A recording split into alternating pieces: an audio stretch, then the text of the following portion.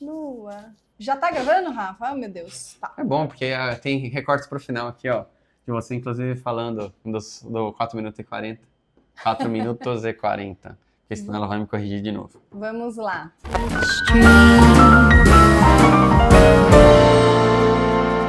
Olá! Olá, eu sou a Fernanda, ele é o Fernando, eu sou psicóloga e psicoterapeuta integrativa. Eu sou professor e terapeuta biossistêmico. De vez em quando é bom a gente começar os vídeos assim, porque sempre está chegando gente nova no canal, para vocês saberem quem são esses dois aí que se metem a falar sobre esses assuntos aí do canal. Então, é isso. Hoje vamos começar respondendo mais um pedido. E esse pedido trata de temas muito presentes e difíceis, tá? Então aqui o Fábio Balek escreveu, como vocês já sabem, e a gente sabe porque ele é terapeuta, né? Ele já fez nossa mentoria, ele fez todos os nossos cursos, então a gente acompanha ele de pertinho, né? Eu perdi a minha mãe quando eu era criança e como homem destro, deprimi. Quando perdi minha cachorra, eu deprimi de novo. E eu tive medo que isso acontecesse de alguma forma, mesmo sabendo que isso poderia atrair tal coisa. O que vocês poderiam dizer para quem tem perdas difíceis ou como romper os ciclos repetitivos para minimizar o ressurgimento de alguma sensação ou sintoma? Beijo grande para vocês. Então, hoje a gente vai falar sobre separações, luto, a importância da tristeza, Perdas. A gente anotou aqui para a gente não se perder no raciocínio. E como passar por este processo. Para ter chance de gerar menos conflitos e sintomas no futuro, tá? Então... Eu quero começar até um quesito que ele trouxe relacionado a ser um homem destro. E um homem destro, para deprimir, ele precisa de pelo menos 3 impactos muito grandes. Tem alguns vídeos aqui no canal já explicando essa questão de destros e canhotos. A gente não está falando aqui sobre motricidade, sobre a mão que escreve, a mão que tem mais habilidade. A gente está falando de lateralidade cerebral, tá? Então, quando o Balek traz que ele é um homem destro, ele é um homem de lateralidade cerebral destra. E então, conhecendo um pouquinho da história dele, a mãe dele passou grande parte ali da infância... Saúde, Rafa! Opa, pegou na história ali do Rafa, espirrou. Então, quando a gente olha, né, conhecendo um pouco da história dele, a mãe dele ficou um bom tempo doente, então isso já era um conflito dessa mãe não poder estar totalmente disponível. E para ele, né, já tinha uma sensação de medo da perda iminente, né, ou seja, um estado de alerta. E para ser 3 conflitos fortes, poderia ter um ali já no período gestacional, ou até mesmo tudo que muda no ambiente depois da perda da mãe. Então, falando e começando aqui sobre perdas, né? Como cada um lida com perdas vai ser diferente, tá? Porque a gente pode perder uma pessoa ou perder um pet que a gente ama muito e sentir isso como uma separação brutal, e isso vai gerar na gente sintomas diferentes. A gente pode já estar vivenciando a iminência dessa perda, né? E ir trabalhando isso dentro da gente com essa possibilidade, e isso não ser sentido como uma separação brutal, mas ser sentido como... Até um processo natural. Uma tristeza profunda, porque quando a gente fala em perdas, a gente fala em processos de luto. Ah, Fê, mas toda perda é um processo de luto? Sim, porque mesmo que não seja uma morte, todo final de ciclo é um processo de luto. Isso quer dizer que a pessoa vai passar por algumas fases nesse processo, né? Então, não sei se vocês conhecem, mas o luto ele tem algumas fases, né? Então, a gente tem a fase da negação, que é eu nego aquilo que está acontecendo porque aquilo é muito difícil para mim. Tá? Aí a gente tem uma fase de raiva, né? Nossa, existe raiva no processo de luto? Sim. Né? Eu tenho raiva daquela situação estar acontecendo, eu tenho raiva daquilo estar acontecendo com aquela pessoa, eu tenho raiva de estar sentindo tanto medo. Né? Aí a gente tem uma fase de tristeza mesmo, né? Que daí é chorar por aquela perda, chorar por aquele afastamento, por aquele final de ciclo, poder sentir essas emoções que estão ali aflorando. E a gente tem uma fase de aceitação daquilo que é, né? Que a gente para de brigar com a realidade e aceita que as coisas são daquela forma, e só assim, a hora que a gente aceita, é que a gente consegue seguir em frente. Tá? Em consultório, a gente costuma, acredito que a Fê também, eu não estou dentro do consultório dela, e como eu atendo várias pessoas, porque o meu trabalho é diferente do dela, eu acabo vendo muitos casos de pessoas que chegam sem ter vivenciado lutos que às vezes aconteceram perdas há 10 anos atrás, há 15 anos atrás. E como a Fê falou, cada um vive de uma forma diferente e está em uma etapa diferente. É muito comum a pessoa estar na negação e aí ela começa a trabalhar. Para quê? Para não sentir, para não entrar em contato com aquela dor. E quando a pessoa fica congelada nessa fase da negação, né, e que é uma proteção, né, para eu não sentir tudo que eu posso sentir, então eu vou fazer, eu vou trabalhar, eu vou viajar, eu vou me ocupar, eu vou às vezes até partir para o uso de substâncias e tal. Se eu não lido com a situação, com todo o processo que ela tem e fico congelado nessa negação, eu não vou viver o luto. E isso vai ficar presente dentro de mim de alguma forma, rodando num plano não consciente, até que eu possa, de fato, passar pela experiência e atravessar a tristeza, e atravessar a raiva, né? E chegar num processo de solução que seria esse processo da aceitação. E eu acho importante a gente trazer sobre a raiva, que muitas pessoas não conseguem lidar ou não querem lidar porque acham que raiva é um sentimento feio. E raiva... que não é um sentimento de boas pessoas, né? E raiva é um sentimento com uma energia muito alta. Então, quando nós sentimos raiva, se nós não extravasamos, e não é para descontar em outra pessoa, não é para descontar no mundo, mas colocar essa energia em ação e a gente implode ela dentro da gente, todo o sistema vai do movimento de raiva para uma tristeza profunda. E é onde nós encontramos muitos processos de depressão, por não extravasarem essa raiva, e de alguma forma é um congelamento também. Sim. Outra forma que as pessoas também sentem essas perdas, né, quando alguém vai embora, e isso também é uma coisa que pode dar raiva, é abandono. Eu sinto que aquela pessoa me abandona. Isso não é um processo racional, porque quando a gente pensa racionalmente, a gente sabe que uma pessoa que, por exemplo, faleceu, né, ela não pensou assim, então agora eu vou morrer porque eu vou abandonar essas pessoas, né? Não, não é isso. Mas na nossa percepção, principalmente de criança, tá? Nós vivemos essa separação, essa perda como abandono. A pessoa me abandonou, tá? E quando a gente tem percepção de abandono, nós vamos ter uma ferida que a gente chama de ferida de abandono, e isso pode ser reativado todas as vezes que houver separações na minha vida. Porque a minha percepção de separações ou perdas é como eu fui abandonada, tá? E aqui, até quando eu estava lendo essa mensagem do Balek, isso me lembra muito a minha própria experiência, né? Quando o Fê fala de pessoas que não vivenciaram o luto, né? E isso fica muito presente na vida delas, porque tudo aquilo que a gente nega, que a gente não olha, que a gente põe para debaixo do tapete de alguma forma, mesmo sem conscientemente fazer isso, vai cobrar um lugar futuramente, né? Então, eu quase perdi o meu pai algumas vezes, né, durante a minha infância e adolescência. A primeira vez, quando ele sofreu um acidente com um botijão de gás, né, e que explodiu, e ele ficou hospitalizado durante bastante tempo, porque ele se queimou muito.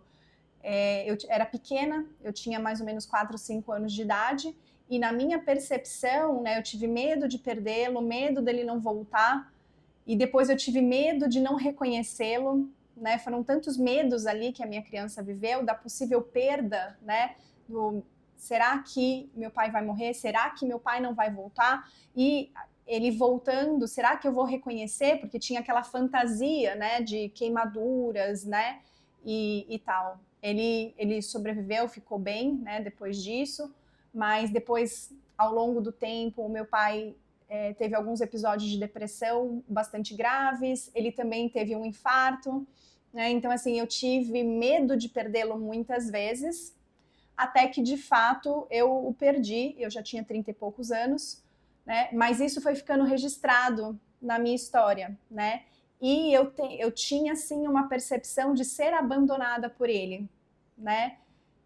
Não era consciente, tá? Eu não pensava assim, mas hoje, né, estando muito trabalhada, eu entendo isso, né? Então, assim, por que o homem da minha vida, né, que é o pai, a nossa primeira referência, né, quer me abandonar? É um pensamento infantil, né? E quando meu pai faleceu, né, que ele teve uma parada cardíaca, eu não estava aqui. Então, quando meu pai faleceu, eu tinha ido visitar uns amigos na Austrália, que foi um lugar que eu morei, né, durante um tempo, e eu estava lá e recebi a notícia, né? Então, olha só, nessa experiência eu tava com amigos, né, mas eu me senti muito sozinha na experiência. Minha mãe e minha irmã, elas estavam aqui no Brasil. Eu tive que fazer todo o trâmite para poder voltar. A Austrália, do outro lado do mundo, demorou muito para eu conseguir chegar. Eu não cheguei, obviamente, a tempo, né, do enterro, né, e da cremação, do enterro não, né, do velório e da cremação. Meu pai foi cremado. Então, eu não presenciei isso. Então, por mais que eu soubesse da morte, né, por mais que depois que eu cheguei, eu lidei com o fato dele não estar aqui, dentro de mim, uma gestalt não se fechou, né? Não se formou algo concreto, porque eu não vi, porque eu não passei pelo processo de finalizar isso, né, de vê-lo ali, enfim, né, nesse processo do velório e tudo. Então ficou uma coisa em aberto para mim, tá? E eu fui descobrir muitos anos depois, acho que 10 anos depois, né, amor? Num curso que eu estava fazendo, né, onde algo emergiu dentro de mim com uma fala da professora, né? E eu entrei num processo de tristeza muito grande e ela me trouxe isso. Ela falou assim: você nunca vivenciou o luto do seu pai. De alguma forma, isso não tinha se fechado dentro de mim. E aí eu precisei trabalhar isso, fechar isso, aceitar isso, né? Para que eu pudesse seguir. Então, essa é a importância da gente passar e atravessar todo o processo, sentir tudo aquilo que é preciso, muitas vezes ter esse ritual de passagem, né, da despedida em si, para que depois isso não volte na forma de uma repetição, de um padrão, ou de uma emoção não elaborada que pode vir a ser um sintoma. Naquele seriado Uma Nova Mulher, tem algo que eles batem muitas vezes na tecla, que a caixa preta não perde nenhum detalhe. Nenhuma informação. Nenhuma informação. O nosso cérebro, as nossas células, elas funcionam como uma caixa preta, elas não perdem nada. Enquanto essa informação não é trabalhada, ela vem trazendo, vai acontecer de novo, vai acontecer de novo, vai... Opa, aí você pode até perguntar aí, mas seu pai já tinha morrido? Como que o seu pai te abandonaria de novo? Porque a informação que está registrada, a pessoa que eu amo, as pessoas que eu amo, podem me abandonar. A minha criança interna, que sentiu aquela primeira experiência lá de trás, com 4, 5 anos, como um abandono, né? Ela tá dentro de mim. E aí, quando eu tenho uma separação, uma perda, né? Essa minha criança interna, ela sente como um abandono.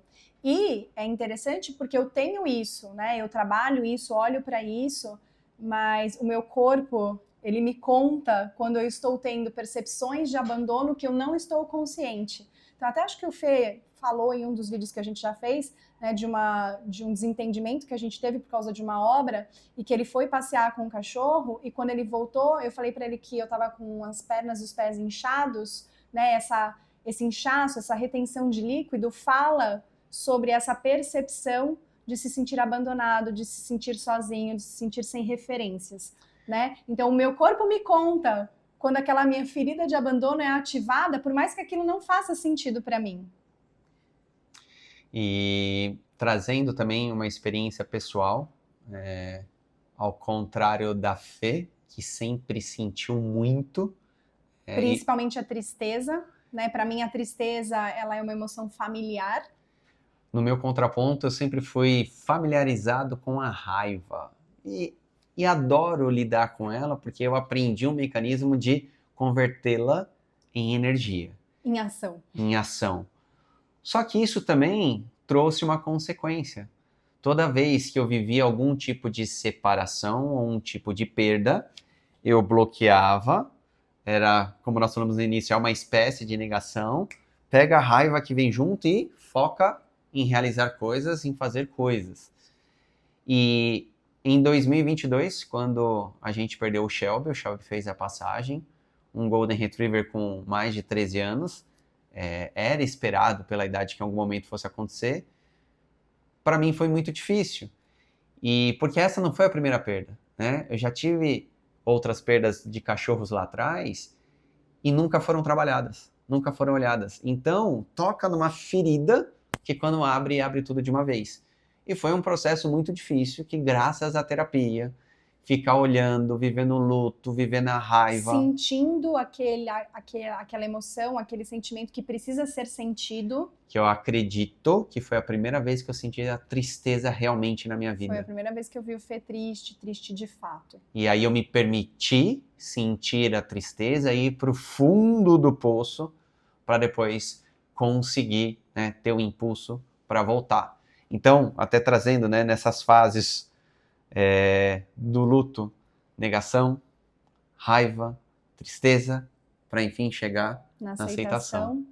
E aí, né, pro Balek especificamente, que a gente sabe que perdeu a cachorrinha faz pouco tempo, né, e é possível reviver questões, né, através disso, de perda, muito a nossa sugestão, né, que você esteja apoiado no processo por alguém, por um terapeuta, por uma pessoa próxima, né, para que você possa sentir toda essa tristeza, frustração, raiva, de fato é atravessar a emoção, é passar por ela, né, para que num futuro, né, quando houver uma futura perda, um futuro processo de luto, sintomas não precisem se manifestar. Por quê? Porque você viveu tudo o que foi necessário. Porque é diferente você viver uma experiência de perda quando você é criança, onde está tudo no emocional, porque a criança não consegue elaborar, ela não tem, né, esse processo ainda formado dentro dela, então ela vive tudo emocionalmente, então fica muita coisa não elaborada ali, para que você possa elaborar futuramente através das perdas que você vai tendo ao longo da vida, né? E uma das coisas mais importantes é sentir tudo que precisa ser sentido, não evitar a dor. Por isso que eu falo, atravessar, né, a tristeza, atravessar esse processo com tudo que ele tem, com todo o choro que precisa ser sentido, com toda a raiva que precisa ser extravasada, com toda a indignação que isso possa causar, né, para que você vá para um outro estágio aonde ok, né, eu senti tudo que eu precisava sentir, agora resta a saudade, boas memórias, de tempos em tempos a tristeza visita e é natural, e que você possa acolher isso, porque quando a gente consegue fazer isso, a gente não congela aquela situação, né? E aí, dificilmente, você vai precisar passar por ela dessa maneira novamente. Todo processo de perda vai trazer seus desafios, né? Então, não tem como você, da próxima vez você não vai sentir nada. E como a gente traz muito aqui para todos vocês, quando a gente vive, né, um DHS, que poderia ser traduzido como trauma também, é uma situação que nos pega de surpresa. Então, como já foi trazido, a perda foi lá na infância. E é o que a Fê falou, a criança não elabora. Então, existe algo que pegou de surpresa, onde você não conseguiu reagir e ficou congelado ali. Forte teor emocional e não compartilha com ninguém, vive em solidão. ao ser acompanhado, né, por um terapeuta, uma terapeuta, Ao não estar sozinho, ao poder falar sobre isso. você sai dessa sensação de solidão e baixa o forte teor emocional. Então, aqui é o caminho. Não tem como a gente não viver perdas, né, ao longo da vida, mas tem como a gente ir somatizando cada vez menos se a gente se propõe a estar aberto para o processo e sentir, vou dizer de novo, sentir tudo que precisa ser sentido. Essa é a chave para que depois isso possa não vir na forma de um sintoma muito intenso, né, de uma repetição, de um padrão que parece que nunca vai embora. Então, fica aqui o nosso abraço para você, o nosso acolhimento para você. Se vocês têm algum pedido, né, algum tema que vocês querem que a gente fale sobre, pode deixar aqui nos comentários ou mandar para a gente no nosso e-mail, que é youtube@sejavocê.com.br. E se esse vídeo fez a diferença, compartilhe com mais pessoas. Até o próximo vídeo. Até!